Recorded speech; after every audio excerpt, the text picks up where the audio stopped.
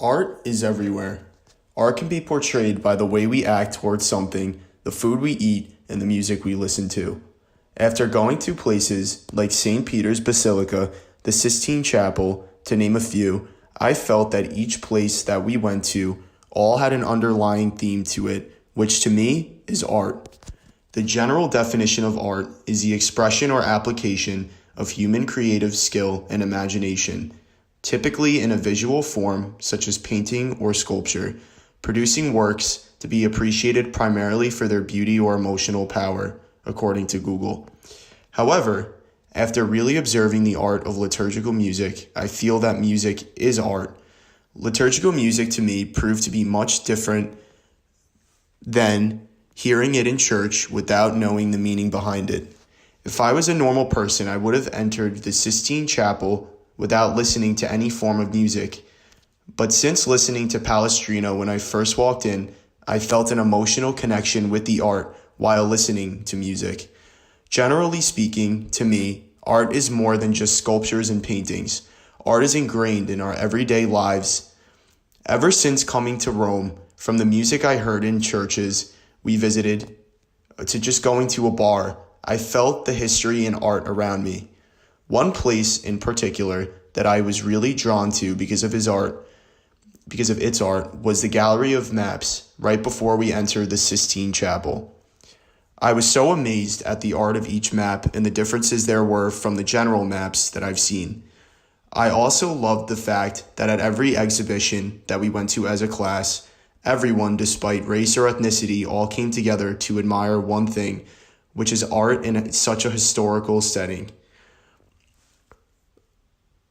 I also love the fact that one song in particular that brings a form of art into my mind is Silent Night.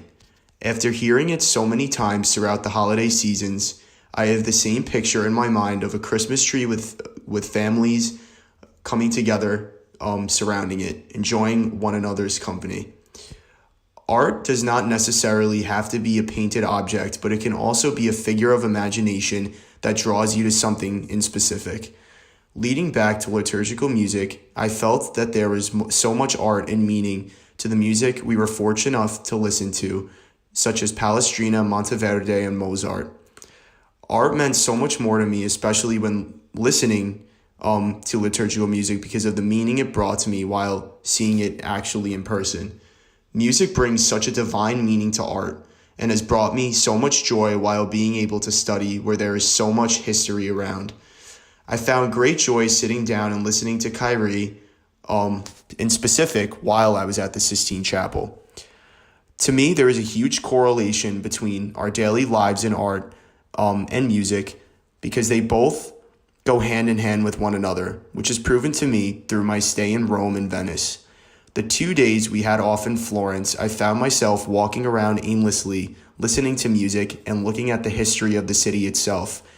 It created such a meaning that I cannot even explain. Before learning about liturgical music and its effect on both the congregation and the choir, I found that it's amazing how music can bring people together for one divine purpose.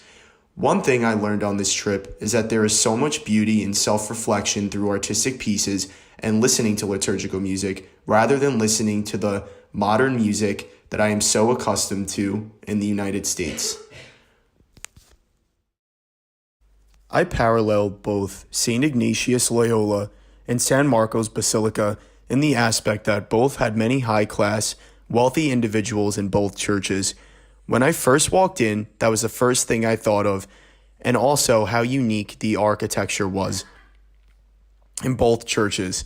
Although San Marco is much more beautiful than any other church I have ever seen. I am so happy with my experiences in going to so many churches and the knowledge I have of music as a result.